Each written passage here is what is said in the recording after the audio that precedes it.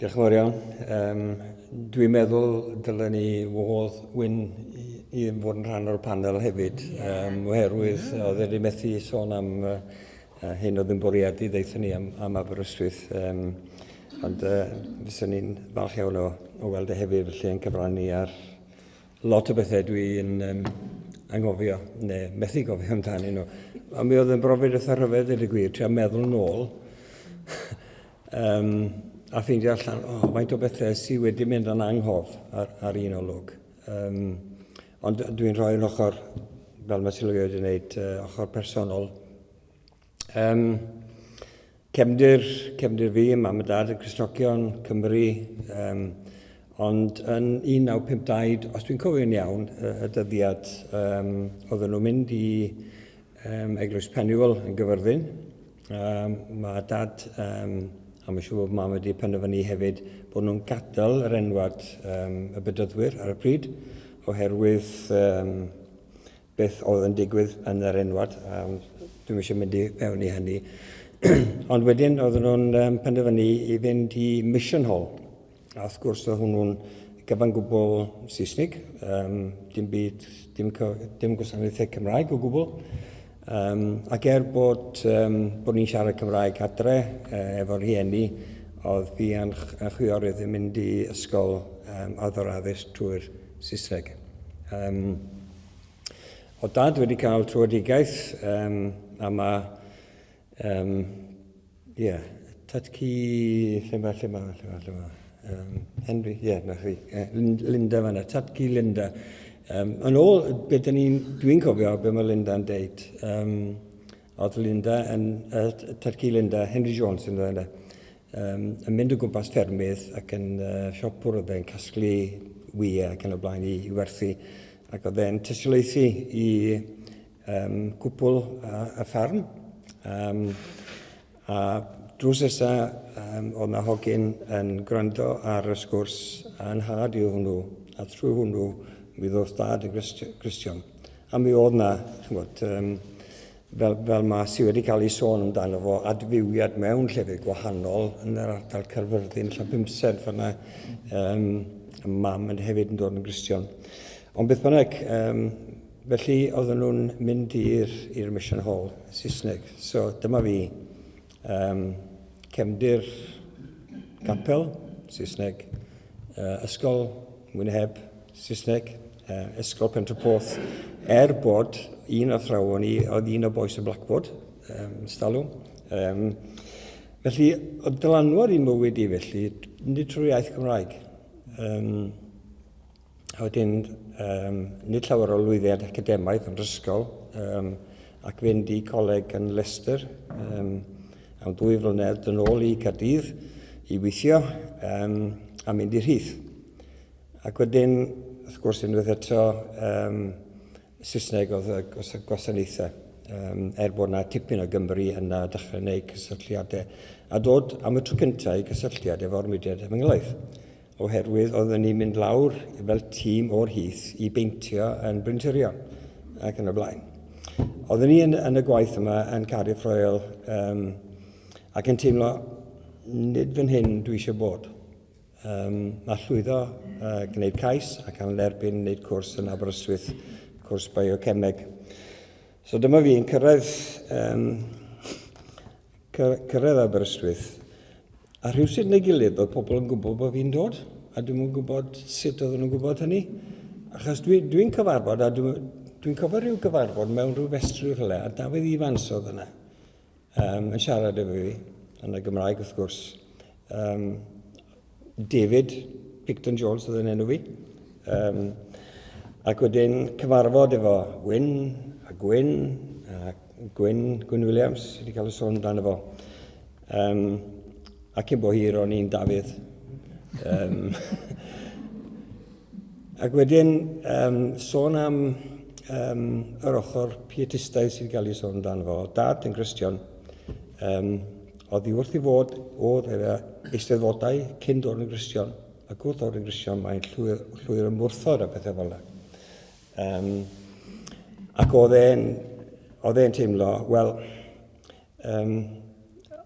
nid yr iaith sy'n bwysig, ond Cristnogaeth sy'n bwysig.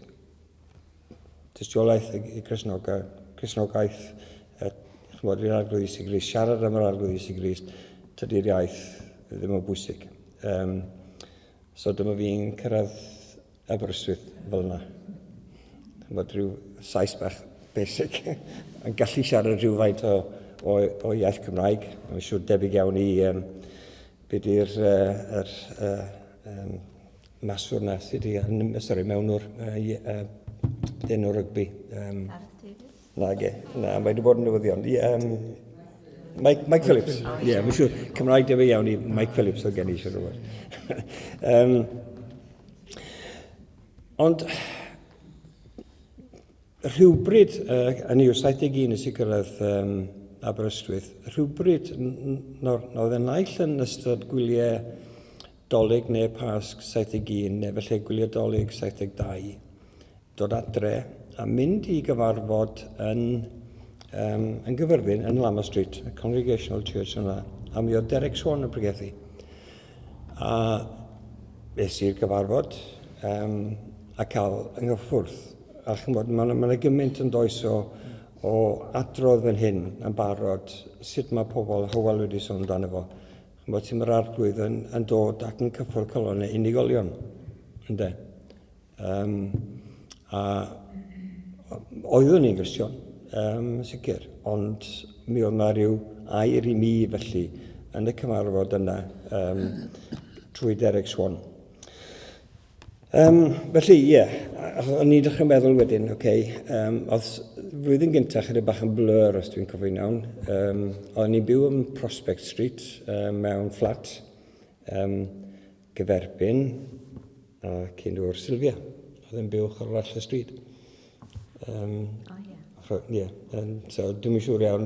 Dwi'n credu bod fi wedi siarad llawer yma, oedd yn neud yma dysgu bryd hynny. So o'n i'n byw fan'na. Ond un peth o'n i'n cofio, oedd Wyn wedi cyfeirio ato fo, cyfarfod i gweddi yn stafell Gwyn Williams yn y theolcol. A oedd rhain yn digwydd rhai yn y boreau, os dwi'n gofyn iawn. So oedd hwn, fel oedd Gwyn yn dweud, oedd y pwyslais yma ar y weddi yn rhywbeth oedd yn allweddol i ni fel Cristnogion i wneud hynny, cymryd y cyfrifoldeb i ddod i weddio fel mae Dyw yn galw ni wneud. Felly, oedd hwnna yn rhywbeth oedd yn cael, yn gadael, dwi'n cofio hynny felly, ar y math o weddiau yn cael ei ddeud, gweddio, oedd nhw'n trwy'r Gymraeg, ond oedd hwnna'n rhywbeth newydd i fi, ond rhywbeth twym galon, rhywbeth yn dod o'r galon, ac yn hynod o siarad efo'r arglwydd. Dyma'r sefyllfa, a plis wneud i gweddio, ac ateb ein gweddio ni ar hyn. Yn ystod y blwyddyn 72-73, nifer o Cristnogion ifanc yn dod i'r coleg, Cristnogion, ac wedyn yn cofio yn ystod y blwyddyn yna, fel mae Wyn barod wedi dweud, pobl yn dod yn Cristnogion, dod i'r gyfarfodydd, a rhywsyd, fel mae Sylvia hun wedi sôn amdano fo. Dyw yn siarad, a fel petai, mae Wyn eisoes wedi dweud o'n i'n mynd a rhannu pethau gwmpas y neuaddau gwahanol. Ond os Dyw yn siarad efo bobl ac yn galw bobl. Fel bron allwch chi ddweud bod allan yn dwylo ni'n dweud. Oedd allan o'n dwylo ni. A oedd yr troedigaethau yma yn digwydd. Mi ddoth na dyn o enw, bachgen o enw Derek Thomas yn Gristion. Dwi'n gwybod oedd Derek allan o'n un lle, rhywsyd. Mi ath i'r ochr Saesneg o'r gwaith, ond dyma oedd Derek yn dod o weddol lleol, doedd yn byw yn bell o Llanybydder, ie, na fo, ie. Ie, ynddi, wedi mynd i'r un o'r leithau i fod yn weinidog. A ydych chi'n meddwl wedyn bod y pobl ddoth yn Gristnogion oedd Oedd yr effaith hynny ar hyd y lled Cymru yn bwysig iawn. A fel y Wyn yn dweud bore yma, Dyw yn paratoi pobl i gario ymlaen y dystiolaeth ar gyfer y cenhedlaeth nesaf. Ond chydig o bethau oedd yn allweddol i mi felly oedd cyfarfodydd gweddi cyson, a mae Sylwia wedi cyfeirio tua'n y cysylltiad efo'r Undeb Cysnog gyda'r eglwys leol. A dwi'n meddwl ein bod ni gyd yn mynd i'r un eglwys, os dwi'n cofio'n iawn. Yn y YW i ddechrau. Ac wedyn dylanwad aelodau'r eglwys a'i cyfraniad i fywyd yr Undeb Cristnogol. Ni'n cael croeso ar aelwydydd, a oedd e'n mwynhad i fod yna. I cael bwyd cartre, oedd ni'n bendithiol, Gwyn Davies yn paratoi pwdins anhygol ar ein cyfer ni. Ond, o'n ni'n rhan o deulu, er bod ni yn y coleg, o'n ni'n rhan o deulu. A gofal yr eglwys dros ni fel myfyrwyr yn hynod. Astudiaeth gan Bobby Jones oedd rhywbeth yn ffurfiannol, ac i fi fel oedd wedi cael trwydigaeth i fod yn Gymro go iawn, wel, sort of Cymro go iawn, oedd ni'n cael addysg tu hwnt i addysg biochem, oedd addysg ar gyfer, yn y gair, a hefyd ar gyfer ni fel pobl, ni fel Cymru, ac yn datblygu fi fel person gwahanol. Oedden ni'n mynd i gyfarfodi gweddi'r eglwys. Mae hynna yn symud o di i di. Cofio bod yn cartre rhieni Gareth fan hyn. Oedden ni'n gymryd rhan o'r eglwys rwysyd. A hwnna'n rhan o bwriad Duw ar ein cyfer ni. Ac wedyn cyfarfodydd nos Sul. Cristnogion yn dod o ardal Red Eang i siarad a ni fel myfyrwyr. Dwi'n cofio efo'n Barry. Barry Griffiths yn dod o Ceredigion ar y Teifi. Teithio i Aberystwyth i fod yn rhan o'n tyfiant ni fel Cristnogion a bwydo ni. Oedd hyn yn arwain wedyn at, fel mae Wyn wedi cyfeirio at, yr awydd a'r symboliad i efengylu. Ac wedyn, wrth gwrs, yr ymgyrchoedd gwahanol, ymgyrch Gwaen Caegirwen, yn ei gyd yn ddibrofiad. Dwi'n cofio siarad efo dosbarth o blant mewn ysgol gynradd, a o'n i'n cael oedd Gary Lewis yn dweud, ti'n mynd i siarad am hwnna i blant oedran plant cynradd. So, math yna o brofiadau gyda ni, o'n i'n ifanc yn y ffydd, ifanc yn dibrofiad, ac eto oedden ni'n awyddus i mynd ar y fengil i eraill. A hefyd, wrth gwrs, cyfarfodydd yn yr awyr agored. O hwnnw'n rhywbeth brofiad newydd i mi, ac eto oedd yr awydd yma mynd ar y fengil allan i eraill.